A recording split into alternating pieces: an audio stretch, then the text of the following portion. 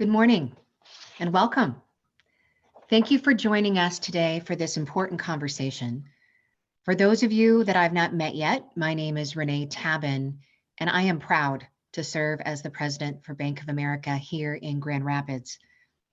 The purpose of our program today is to discuss one of the critical components to building and growing our local economy: diversity and inclusion.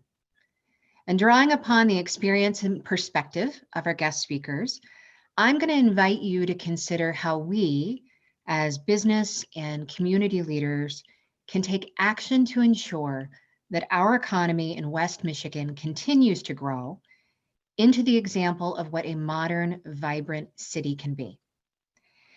Many of us can quickly list the many accolades that Grand Rapids and West Michigan are known for. Things like the 100 best places to live in the US, or the top 10 metros for millennials, or even something like the best places to retire in the US. But there is so much more to our story. Although West Michigan has enjoyed a strong economy over the past several decades due to the work of many of you who are on with us today, did you know that Grand Rapids ranks in the bottom third of US metro areas for both Latino entrepreneurs and single mothers? Another challenge listed was when Forbes reported that Grand Rapids was second to last as a metro area for African Americans economically. Considering the growth that we're all striving for, how will West Michigan offer economic mobility and wealth creation in inclusive ways? Diversity and inclusion is an economic development imperative for us in West Michigan, both in the short term and the long term. Post-COVID pandemic, the local economy will recover, although slowly, but less completely if people of color, which is nearly 20% of our West Michigan population, are not included. When economies grow inclusively, there are improvements in individual skills, accessibility to employment. There's investment and quality of life for more of our community members. And the result will allow us as businesses to recruit more qualified people, to become more competitive, and allow for more expansion and create a growth cycle that is productive, resilient, and equitable.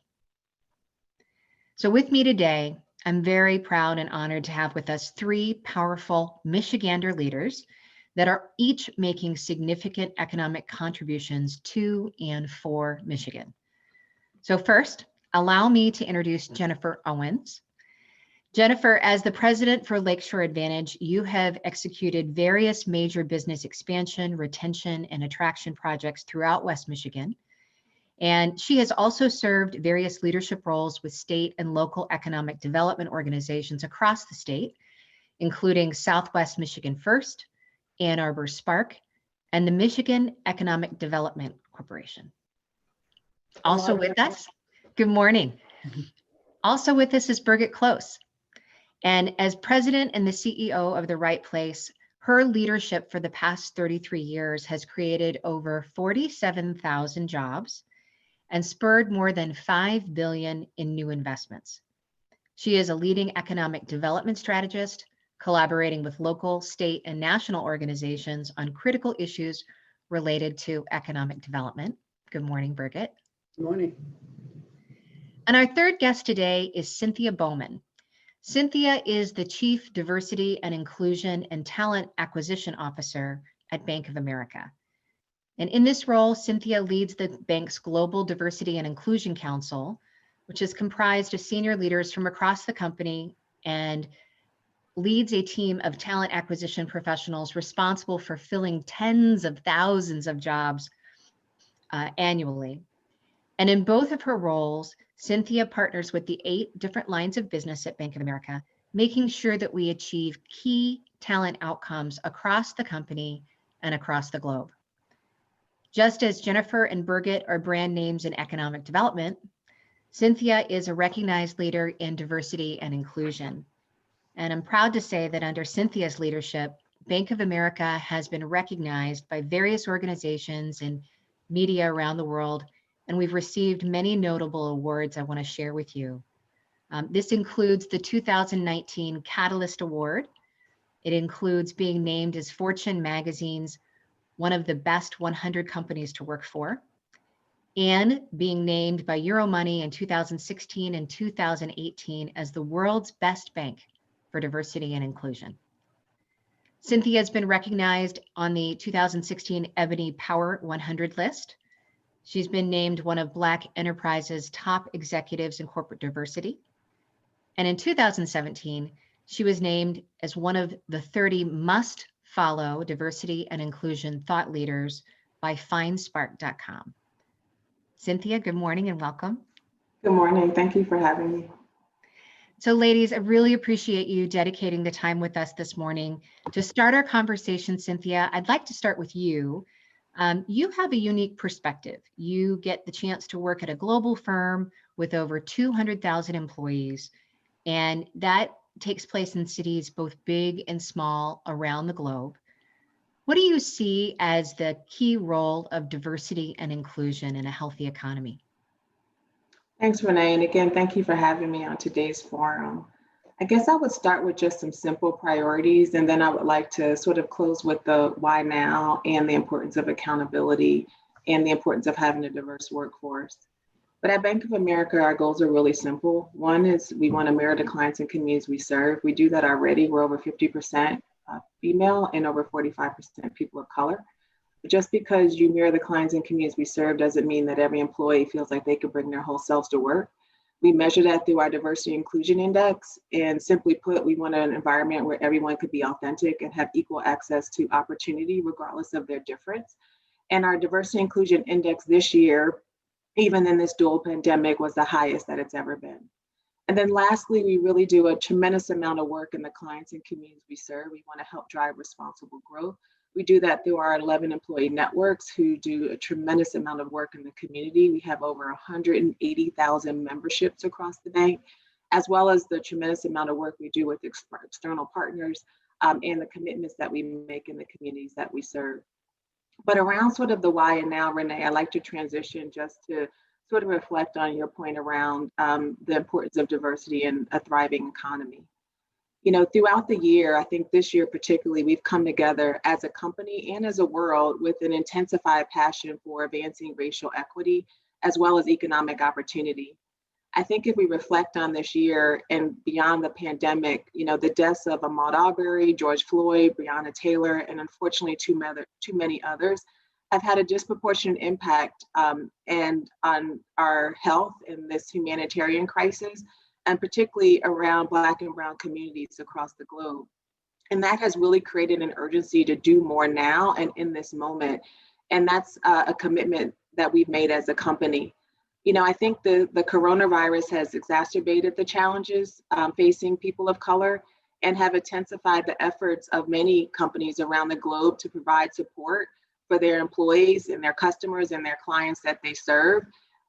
Quite frankly, in the communities where we all live and work, and that includes West Michigan. As a company, we have said that acts of inhumanity against any person or group, you know, we recognize that they have a profound impact on all of us. And so we said the time is now. We must all say something. We must all do something. At Bank of America, we've been creating a diverse and inclusive workforce, and that's core to who we are. And as I mentioned, how we drive responsible growth. But while we've made progress, I think these underlying economic and social disparities that have had and already existed, I think have intensified during this pandemic. And so all of this has led to things like our $1 billion commitment as a company, which was a 4-year initiative really designed to help create opportunity for people in communities of color in key areas like health and healthcare, jobs and reskilling. We just made an announcement yesterday, $25 million to support jobs and reskilling through 11 community colleges, 6 historically Black colleges and universities, and 4 Hispanic serving institutions, but also to support small businesses and housing, and all of these through the lens of racial equity. You know, data is showing in this moment that this systemic long-term gaps have existed for some time. And where significant change is required, we must get involved from a societal perspective in order to drive change and really to sustain it over time. In addition to being just the right thing to do, a focus on diversity, inclusion, and finding ways to advance racial equality and economic opportunity, we do know is good for businesses. And so companies achieving strong operating results are those that reflect the clients and communities that we serve. So I like to maybe transition, Renee, to just a little bit about accountability and transparency and why that is so important. Creating a diverse and inclusive workforce has to start at the top and then extend to all employees. We see that with our board. We see that with our CEO. Brian Moynihan still chairs our Diversity and Inclusion Council as a company, and he does not miss a meeting. And it's embedded in all that he does. It's embedded in our responsible growth strategy. It's embedded in decisions we make across the enterprise. I think also in the spirit of accountability, one of the things that we've noticed is that it's not about the programs or initiatives only. It's about the leadership decisions. It's about leadership's making decisions that ultimately drive diversity through everything that we do. One example of that is a series that we've called Let's Get Real, and there are conversations that we host throughout the company. Because we believe that expanding our perspectives is a critical aspect of how we drive a culture of inclusion, how we have more open dialogue that can help employees gain a greater understanding and appreciation of one another, because with that comes empathy and understanding around difference. We also use data, and we use data in a very powerful way. We get very granular, very specific. We know that you get what you measure, so we continually track and assess and reimagine what we need to do to create a more diverse and inclusive workplace for all. As an example, last month we released our second human capital report. It's out there on our company's website. It is available to all, but it shares our comprehensive view on all of our metrics, from diversity inclusion, from our senior leaders, 3D from our CEO, our managers, every level within that we report through EEOC, our board statistics, our MTM statistics, which is management team members. So accountability really starts from within, and by publicly declaring where you're at and using data that's available to you, I think we are collectively able to harness the energy that comes from a collective determination for every organization to say we must do better. The last thing I will talk about is just the future success and why I do think a diverse workforce is so critical. As the head of talent acquisition, I can say firsthand that millennials care about whether or not the workplace has diversity and inclusion embedded in its core values and programs. I think it's also a factor for, how they choose to pursue careers. And studies like Pew Research and Glassdoor show that an increasing number of millennial job applicants do indeed care about inclusion programs. They also turn down jobs. We're learning from our own students. We just brought through several thousand of our own interns that we've just converted into full-time hires. And they are telling us that this matters more than ever before. So I think the logic around inclusion and diversity in the workforce is very simple. When everyone in group is more or less the same, we all make same decisions. However, when that group is made up of people of different ages, races, genders, ethnicities, backgrounds, cultural experience, et cetera, we share a much broader and balanced perceptive to decision making. So diversity and inclusion programs are just not something new, but accountability must be something we embrace. And they all are important as we continue to drive a competitive environment, particularly in today's marketplace.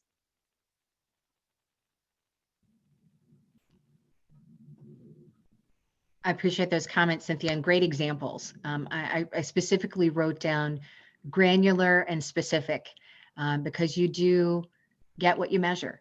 And that gives us a lot to think about as we each on the phone today or on camera are thinking about leading West Michigan. So taking those thoughts and perspectives from a global company, let's turn to some of the leaders here. Jennifer, I'd like to start with you. I know that you have worked with a number of different companies in West Michigan, Jennifer, and I'd be curious what you can share about the efforts, needs, and resources around diversity and inclusion here in West Michigan. Thanks, Renee. And I'm going to ask for some help here. I can't start my video. It says the host has to start your video. So I'm sorry you're not seeing me physically. Oh, there we go. Yeah. All right, cool. Yeah, so what we really see is we've got a lot of great major corporations who have significantly invested in diversity, equity, and inclusion for many years, and programs internally and externally. And they've done this, one, because it impacts their bottom line positively, not only from the profitability of the company, but as Cynthia mentioned, talent attraction and retention. It just makes good sense. And those companies have really, including Bank of America, are open to be open source with those programs and tools and things that you can do tactically as a business. Now, what we're finding from the small and mid-sized employers is they don't even know where to get started. How do we get started in embracing diversity and equity and inclusion within our community? And the good news for those small and mid-sized employers is we have so many fabulous resources that exist here locally that can help them get started.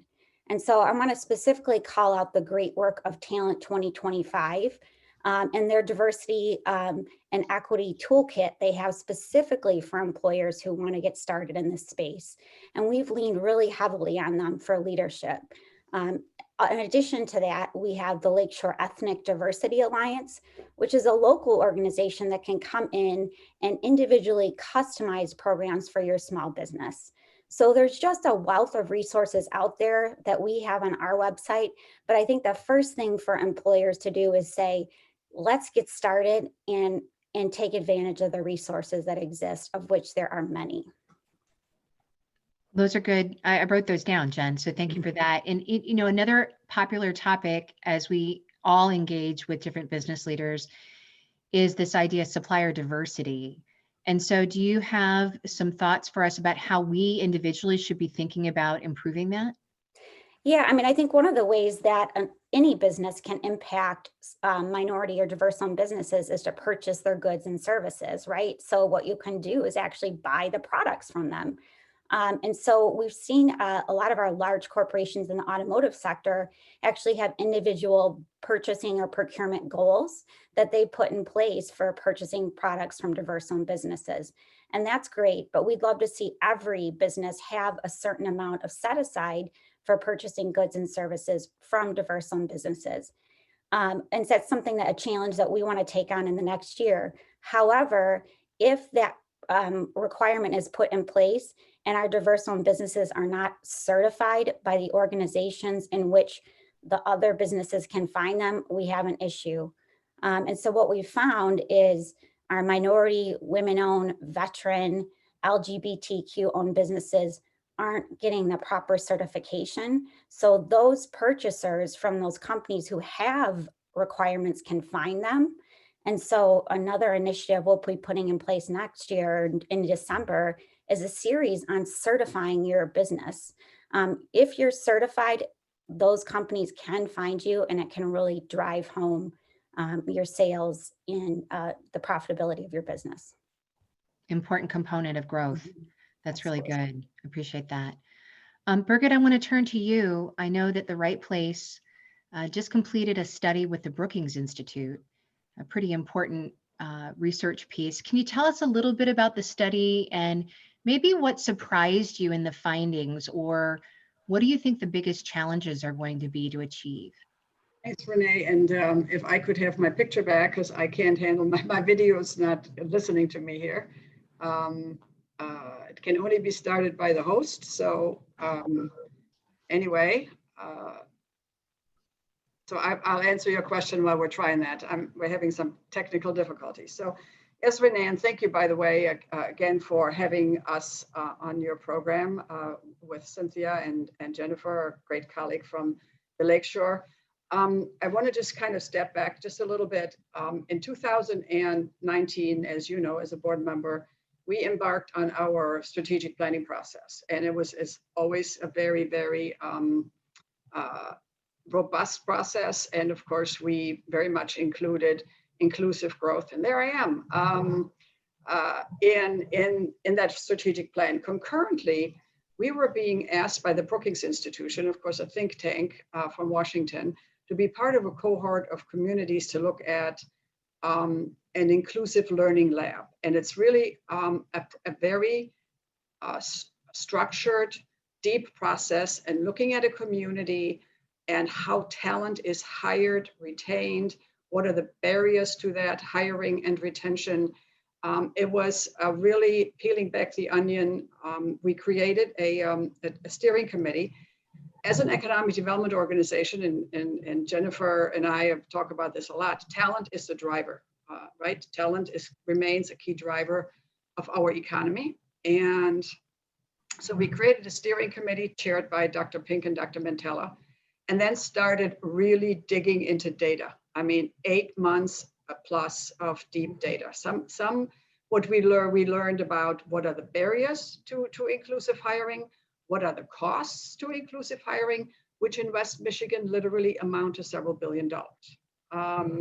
What are, what the research showed also that after the recession of 2008 and 9, when our economy came roaring back, the labor participation in certain parts of our population really dropped precipitously. Why? Because our companies became very automated. They brought on new equipment, very sophisticated equipment, and the folks who had been in these positions and had worked in these companies did not have the skill set to work in those new roles. So that was a very, very big finding for us, that while a year ago we had 3% unemployment in our metropolitan statistical area, in parts of our community where those folks at one time had good jobs, those unemployment rates were 15% plus. So that was a very, very big eye opener. One of the other very key findings we found was that we have to understand our demographics and how fast they're changing in West Michigan, right? So you've already mentioned a number of those, but by 2045, so 25 years from now, that may seem like a long time, but it really isn't. The Hispanic population in our metropolitan area will have increased by 130%. The African-American population by 45%, and other communities of color and the LGBTQ community by 142%. The population that looks like me, only by 4%. So if we want to have a thriving economy, it behooves us to figure out how we will be having inclusive hiring practices so that we can continue the growth we have. Those are some of the key findings. It's not up to just the right place to make this happen. And by the way, we had to stop the report because of COVID. And the reason is that Brookings wanted us to take another look at who is mostly impacted by what's happening. And that's frontline workers who are often workers of color. In this case, also women. So we are having another meeting with our steering committee literally in 2 weeks to take a look at how this will impact how we come out of this recession again.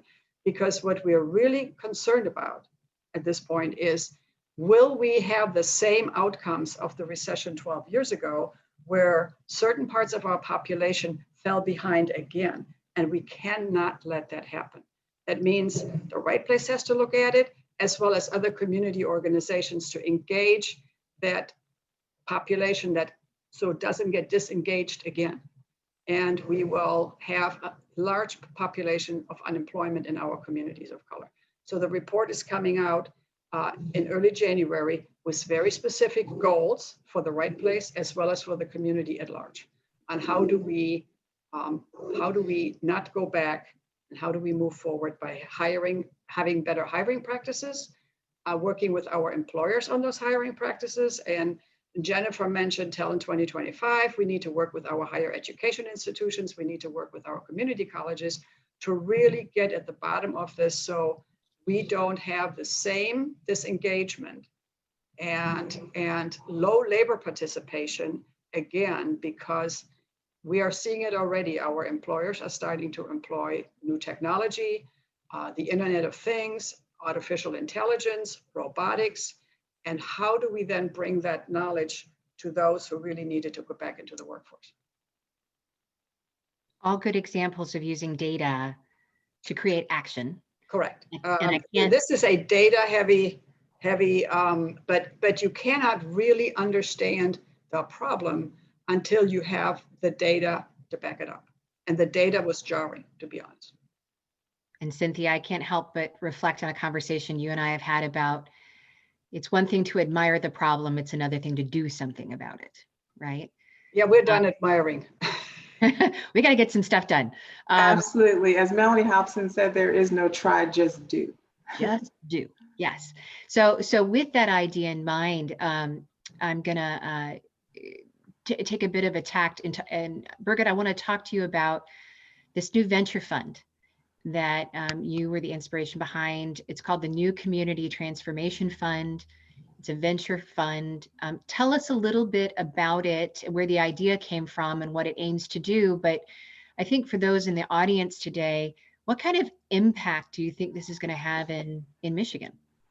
Well, first of all, thanks, Renee, and obviously you and Cynthia played a huge role in this. But to your point, Cynthia, you got to stop talking about it and do something. And so when you look at Jennifer's and my world of what is really the role of an economic development organization, our role is to help companies grow, expand, create job opportunities, bring investment to a community, expand the companies we have, and to supplier diversity. But at the end of the day, and I know a lot of people stumble over this word, it's wealth creation, right?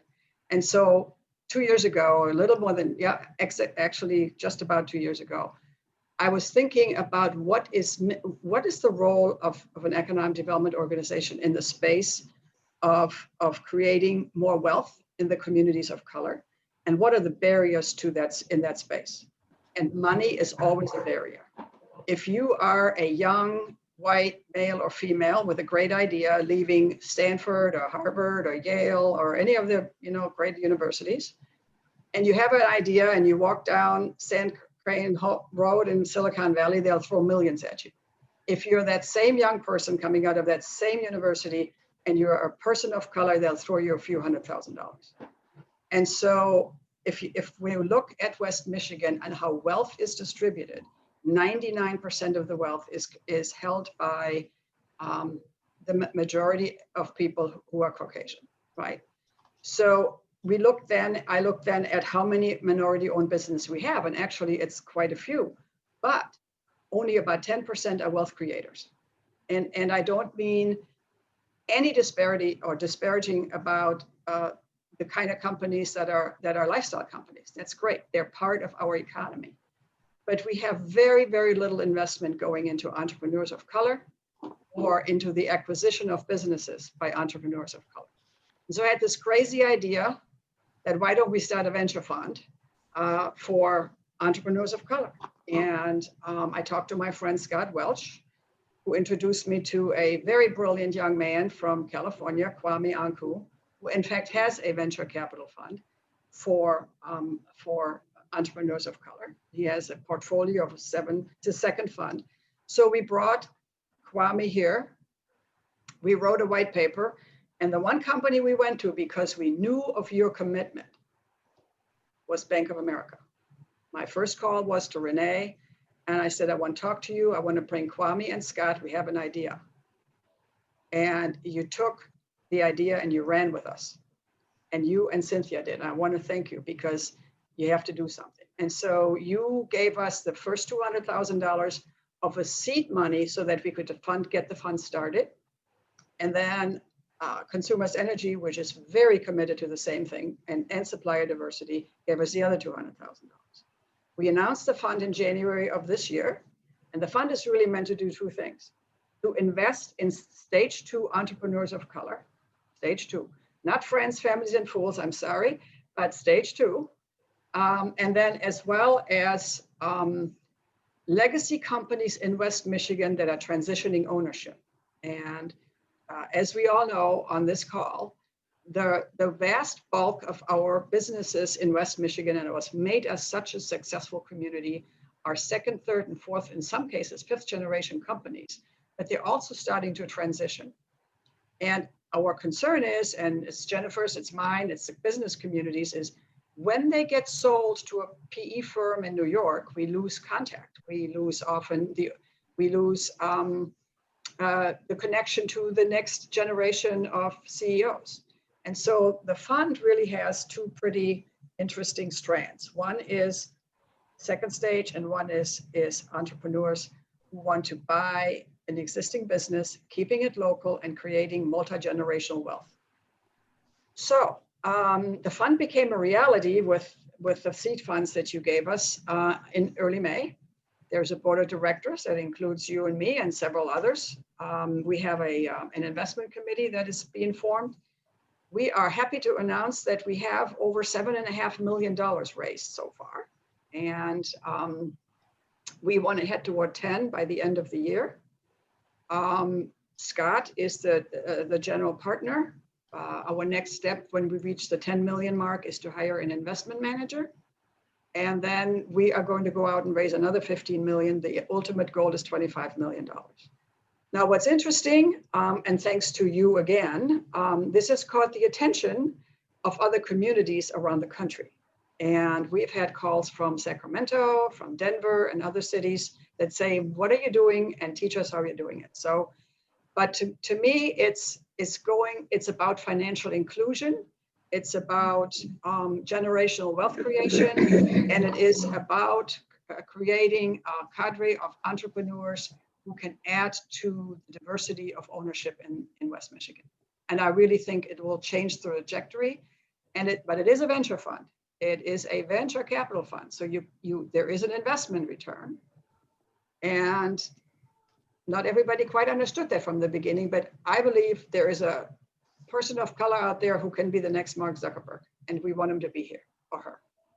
So that's our fund. So I'm very passionate about this fund. I think it will change our community. It will change the ownership complexion of our community, and it will also have the outcome of changing the image that this is not a good community for entrepreneurs of color. What a tremendous example of ideas and partnering with like-minded business leaders and making something happen. I think many good things are going to come out of this investment. So I appreciate that. Yeah, I saw a note down there, inclusive capitalism. Exactly. Yes, indeed. Good. And I'm getting, just so the audience knows, I'm actually getting some great texts from people on my cell phone with questions. And this tells me that people want to know more, but more importantly, they want to do something. And so out of the limit of time that we have with us this morning, I'm going to bypass a couple of the questions that friends are sending to me at the moment, and just know that I will follow up with you, or any of us on this screen can follow up with you with specifics. But I do want to kind of turn back to this idea of an example, leading by example, and directing a partnership to making a difference. And so, Cynthia, I'd like to come back to you. Earlier this year, I know that Bank of America made an announcement for $1 billion commitment. Can you talk a little bit more about that in terms of where the dollars are going to go and what effect, how that might come to play here in Michigan?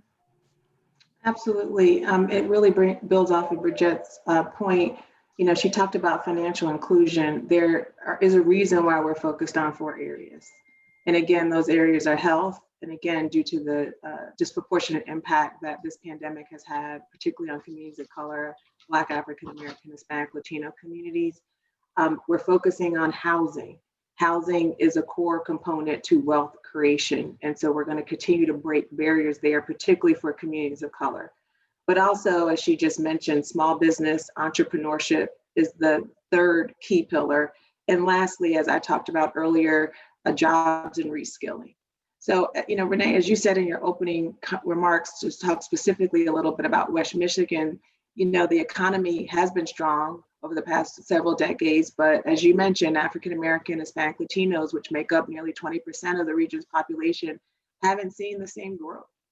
And so, you know, the time is now to do something different. And, you know, although we've made progress through the financial commitments this year to help, we have barriers that we must continue to break down.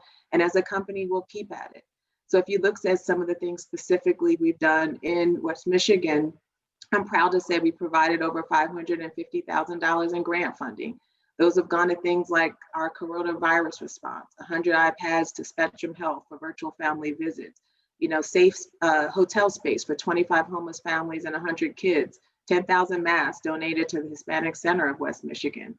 We've also devoted our time around economic recovery. So things like providing $100,000 to the West Michigan Hispanic Chamber of Commerce to really help programs that are trying to build out business capability and resiliency in the upcoming months through coaching and additional training of resources.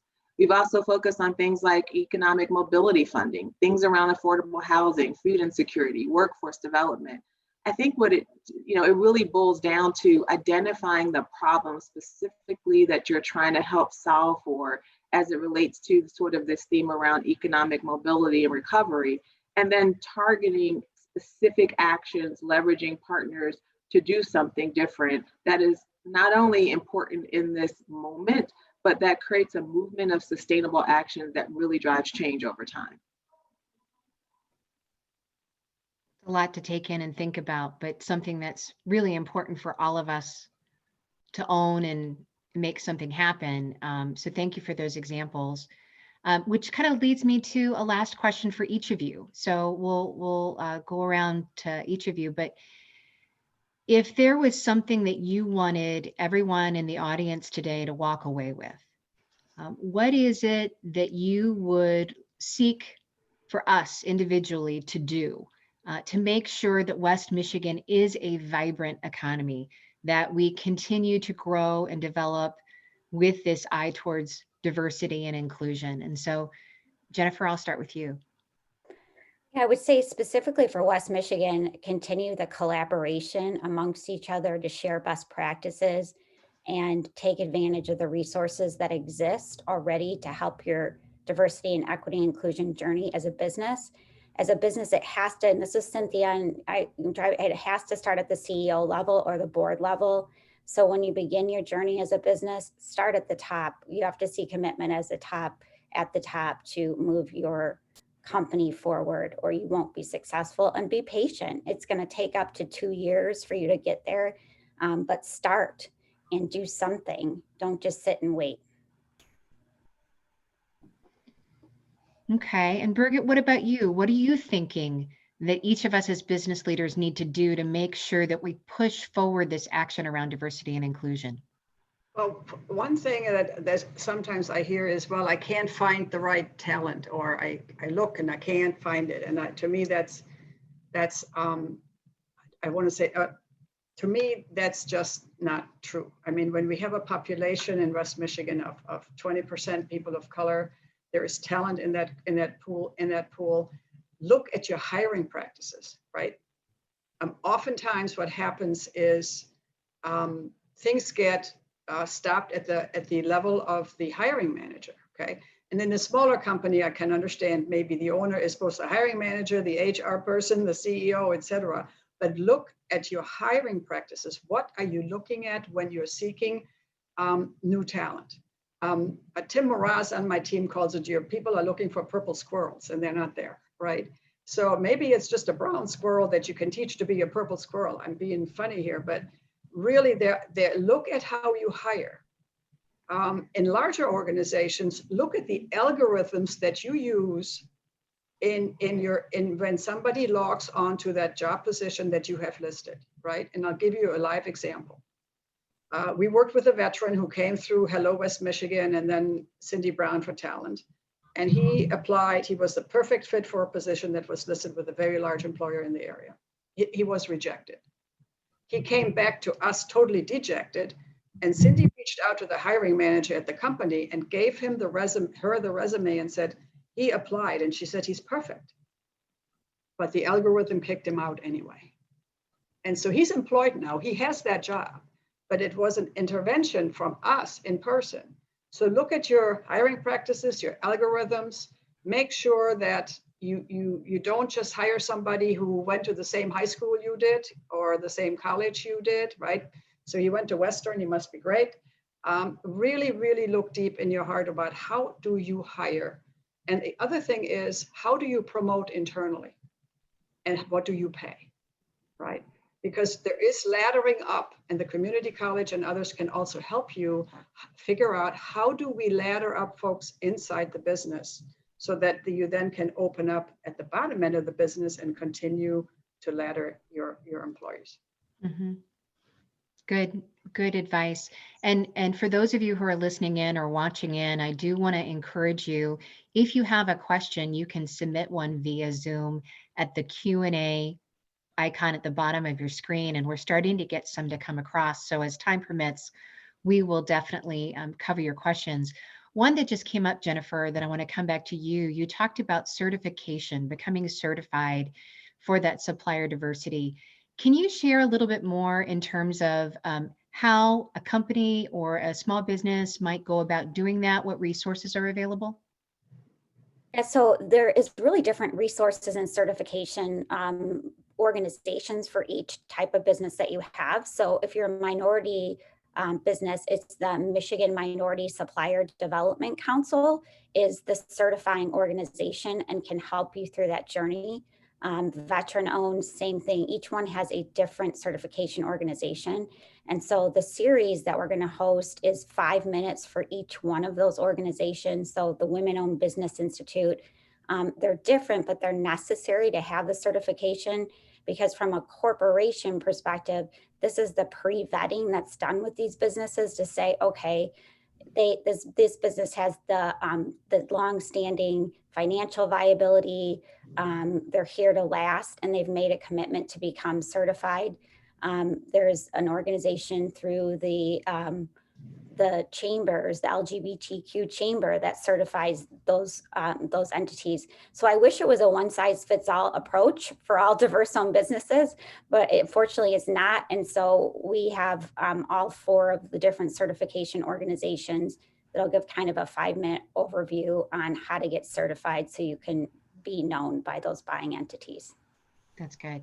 And I think it's important to underline that obviously Lakeshore Advantage and The Right Place are just 2 of the many organizations locally that can help a business with that. So that's good. Cynthia, let me go to you. So when you think about, you're a Michigander, you live with us here in the Mitten, and you've had the opportunity to work in cities across the country, across the globe, and you talk to a lot of group of community leaders. What do you think the call to action is for all of us on the Zoom call today? Look, I agree with the previous comments on collaboration, certainly on accountability, using data to really get at the core of the issues you're trying to solve for. That's been a critical strategy for us as a company. You get what you measure. And in this area, particularly if your goal is around representation in your organization, there's really 3 levers: hiring, promoting, or retaining talent. And many times when I say that, people say, well, that sounds so simple. And I think the complexity is doing it in a way that drives more inclusive outcomes. And you only can do that if you really understand the data, to the point earlier, and you use it in a way to say, where do we not mirror the clients and communities we serve? And why is that the case? Particularly when the data would suggest that, I fully agree that the talent is there. I mean, our intern class this year and our entry level, as well as our campus class, looks like the world we live in. And we do that because we have very targeted strategies to create diverse slates, to target over 300 institutions. We use technology. There's all different types of mechanisms that can be designed to create that outcome, but it requires a targeted focus. And then the last thing I would say is now's the time to break the silence, particularly in this dual pandemic, particularly in this moment. It can't be about a moment, it has to be a movement. Really focus on inclusion, uniting everyone, but acknowledging those areas that are underrepresented. And you also have to acknowledge the systemic barriers that exist, because without acknowledgement, we cannot move forward. And people ask me a lot of times, well, what can I do? I say, well, what is your cause? What problem are you trying to solve? Because there's a lot of issues that we need to address, particularly as it relates to diversity and inclusion in our economy. But now is the time to do something and ensure that it is sustainable over time. It is. It's important that we keep it sustainable over time, and it's important that we identify the next best step. And so again, I just want to encourage everybody, if you have a question, feel free to submit it. One item that I wanted to share with the group is, it's a comment, not a question, but I think that it's important for us to underline. And this person says, I lead a small nonprofits, arts and cultural organization that is trying to proactively work towards diversity and inclusion. It is essential to know that this work is being done in such a robust way in our region. So thank you for sharing that comment. I think it is important for us as leaders, as we're talking with each other, as we are talking with our employees, as we're talking with our clients, that we're bringing attention to this item. It's a momentum, and it is a way to promote other people to take action. Another question that's come up here, ladies, is the idea. You talked about internships, Cynthia, but I want to talk about mentorships. Any examples that you would give for an organization to host some sort of mentoring relationship with communities of color? And so, Birgit, I'll go to you first. Yeah, I mean, I wouldn't be in this seat today if it hadn't been for a mentor or several mentors along my journey. And one of the things that we found when we started and I'll use the new Community Transformation Fund as an example. All of us have our circles and our networks. And what we found, in addition to the lack of often financial resources for an entrepreneur, is also a lack of being connected into certain networks, right? So all of us on this phone call can pick up the phone and figure out, how do I get something done? And so part of what we want to do with the fund is to really surround the entrepreneur with an ecosystem of mentors, if you will, right? So that their success is, not just investing the money in the idea and then saying, here you have a board of directors, you can go grow now, but to really surround the entrepreneur with, may it be legal assistance, may it be HR assistance, so that, and I learned this ecosystem really when I looked at some of the innovation centers in Israel. That's what they do, to ensure that there is a higher level of success for those entrepreneurs. I also believe that if you go to any one of our universities, they would love to have mentors for their students, right? You have to be a little proactive in reaching out and saying, how can I mentor a young person of color into going to college or making it through college? It's out there. And we can connect you with those resources if you want, but it's, to me, mentorship is one of the biggest assets that you can give a young person on the road to success. Jennifer, what about you? Thoughts on mentorship? Yeah, and it's interesting because my wheels are turning. I'm sure there are organizations that have formalized mentorship programs, but one of the things that came to mind for me was one of my mentors who said, and he's a Caucasian male, and he said, I don't know what I can do about this, but what I do know, is I can learn from people of diverse backgrounds and business leaders. So, and his goal for the next year is to introduce himself to 5 own diverse business leaders, get to know them, get to know their challenges, their issues, and see if he can help and proactively do that. Because oftentimes what happens is if you say the majority of wealth is in the Caucasian space, those individuals are together and they're not proactively looking for mentors because they're very busy. But for him to step back and take time to say, I'm going to proactively look for a mentor, find someone, understand where they're at, and see how I can help. And he had asked me for an example of a couple individuals that he could meet with. So I think it's not only the mentee looking for a mentor, it's those who could be mentors who typically don't proactively look for mentees to do that. Because if you're someone who has wealth and who has knowledge to share, find those individuals and offer to mentor them and help them. And that, I think that little cascade of impact will make a big difference. And if I can just add on to that, if I may, I think that's what we mean. We talk about that you have to be connected to a network. And then oftentimes our networks are siloed. And I don't mean this in any kind of a negative way, but West Michigan is extremely well connected. And we all have our circles. We went, folks went to high school together, they went to similar colleges together. And so you welcome somebody, let's just say an executive of color takes a position here. We say, hey, welcome, Joe, nice to meet you, good luck. And then that person flounders because they don't get connected into the community.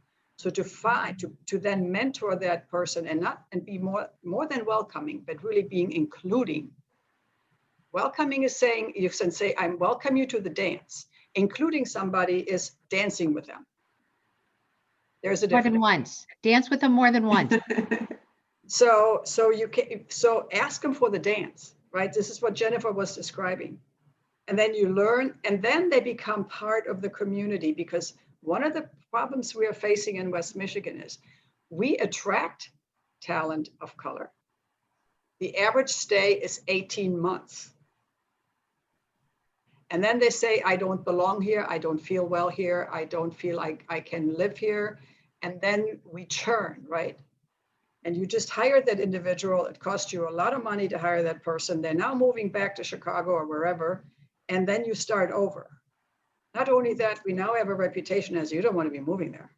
So if we include them, then they will become sticky and they become part of the community.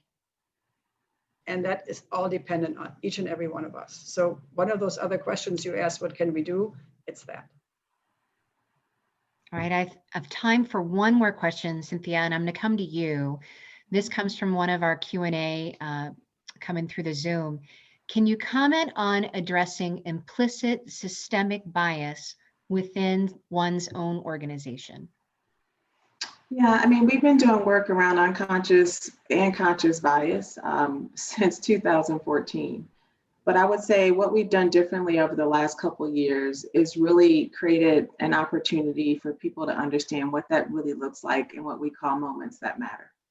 When you hire, who you choose to mentor, who you choose to sponsor, because there's a book, you know, mentorship is great, but there's a book called Forget a Mentor, Get a Sponsor, because it's who's opening doors and creating opportunity, who is advocating on your behalf is really how I would define sponsorship, which is those who are coaching you and giving you advice.